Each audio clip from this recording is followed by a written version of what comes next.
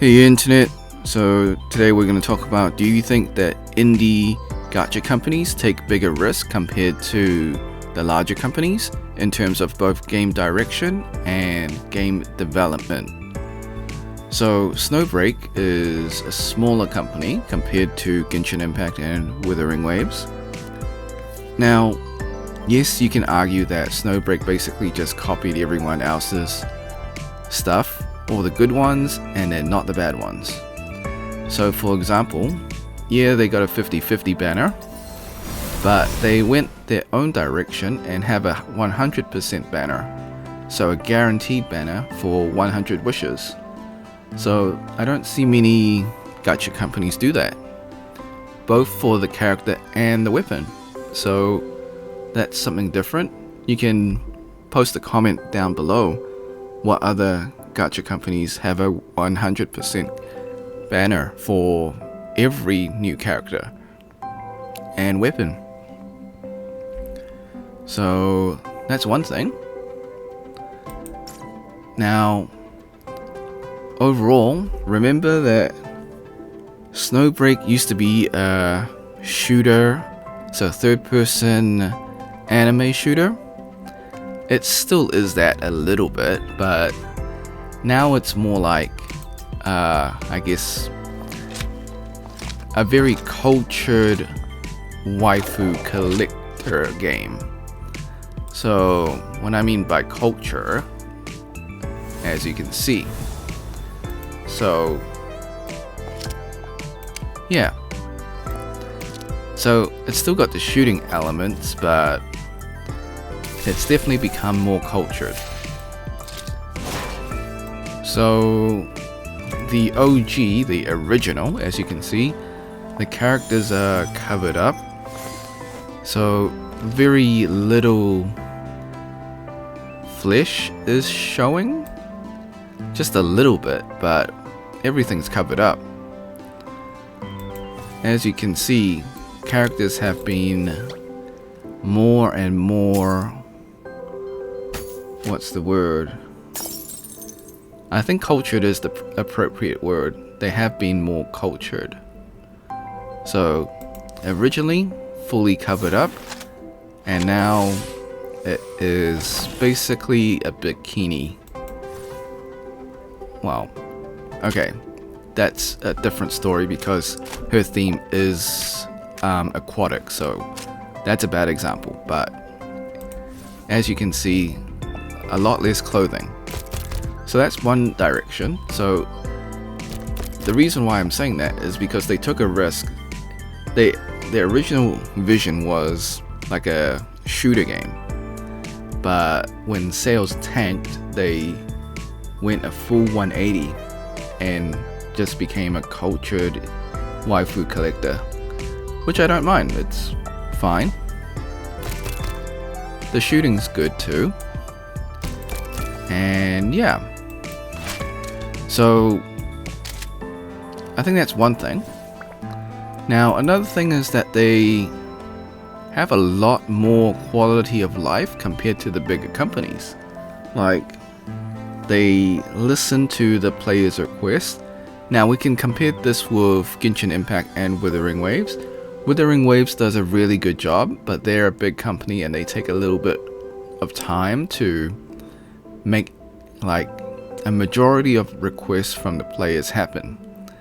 It's not as quick as Snowbreak, but that being said, Snowbreak is a smaller company, so it's got a tighter team, so a smaller team, and it's a tight-knit team, so less red tape, less BS. It's like, okay, this is what the players want, we can give them this. Whereas Wuthering Waves, they'll announce like, yeah, we're working on it. It's gonna take us some time, you know? Are we so gonna fight? Sure. Not to knock Wuthering Waves, they do listen to the player feedback and they try to do their best, but it's always taken a little bit longer because they're a bigger company and bigger red tape and bureaucracy. We can compare this with Genshin Impact. They got basically no quality of life. I mean, it's changing now. They're adding more quality of life due to withering waves. But you can see the difference between these companies. So if you're versing Snowbreak with Genshin Impact, it is night and day in terms of quality of life updates. If you're comparing it with Withering Waves versus Snowbreak, their updates are close, but Snowbreak makes more quality of life updates. Now, is this really just a advertisement for Snowbreak? Well, it's not an ad because I would have to declare it, but I'm just saying and giving an example with Snowbreak as a small company. Like, they take bigger risk and they listen to the players. So we went on a tangent. The original focus of this video is, do you think that smaller indie companies take bigger risk in their game direction and game development? For Snowbreak, I think so, compared to the bigger ones. Now, it also depends who owns the company. So if they're an independent company not owned by a mega corporation, then yes. So Genshin Impact is private, but they're worth like 30 billion. Withering Waves is owned by Tencent, a $300 billion company. So you're up against like titans, I suppose. Now, with all that backing, I think like smaller companies can afford to take risks because they've got smaller shareholders, so there's less to lose. So they've got nothing to lose and everything to gain by taking these larger risks. Sometimes it pays off by switching the game direction from a shooter game to a culture collection game. I always have to be careful how I phrase that. Now, in terms of quality of life, so this is your typical just boss battle. That's nothing new. But what is interesting is this. So this is a logistic reroll or artifact reroll if you're in other games. Now, why is that important? They already have this in the game from the start. Well, not this. They've got this item, which is, if I can find it, so a logistic reroll or revision application for logistics. So this will re-roll your artifacts. But the other one that I just showed you, so this one will re-roll the stats. Now, they added that just this patch, and I don't see any other gacha company doing that. Like, they would rather make you waste your time and resources rather than give you something to just fix your bad rolls. And I just want to bring that up. So why is that a big risk?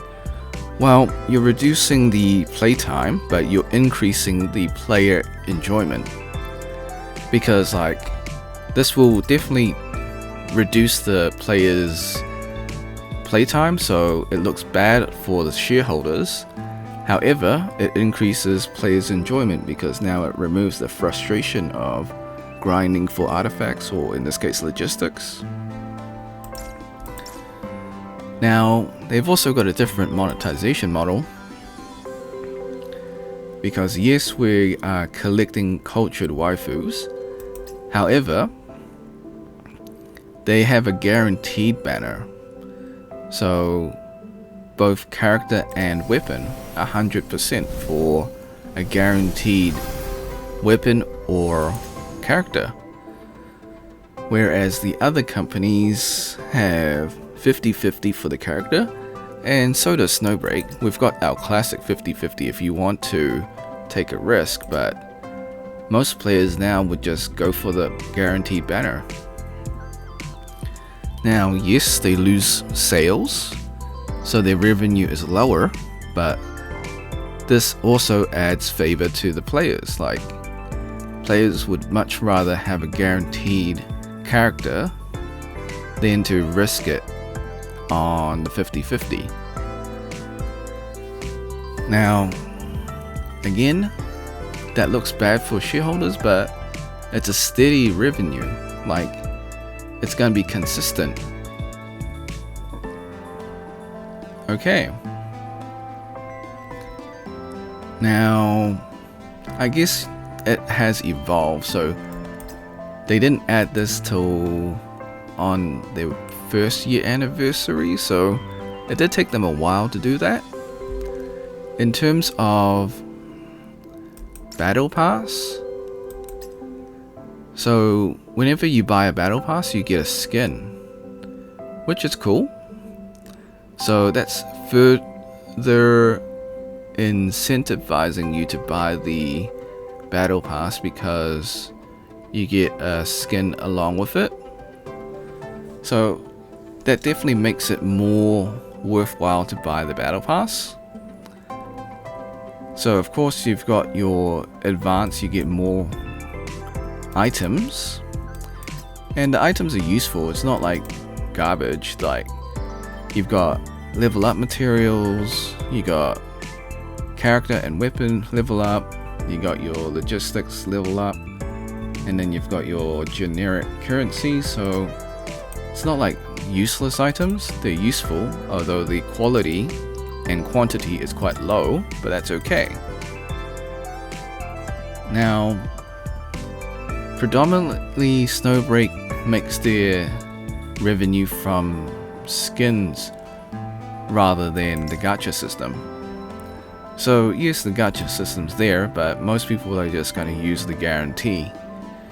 So the guarantee is better than 50-50. I know some people want to risk it, but why would you want to risk it when you can just get a guarantee? And then next up, another risk, I suppose, is having character shards. I know they technically stole this. Now, I'm going to say stole, but heavily influenced by other gacha companies, such as PGR and Honkai 3rd. I know that they got character shard systems in those games, so it's not new, but it definitely makes the player, I guess, more invested in this game, because you only need one copy, and then from then on you can eventually max out your constellations or manifestations in this game. So that is like the duplicate. So whenever you get a duplicate, you get an enhanced skill, I suppose. So you get these buffs to your character.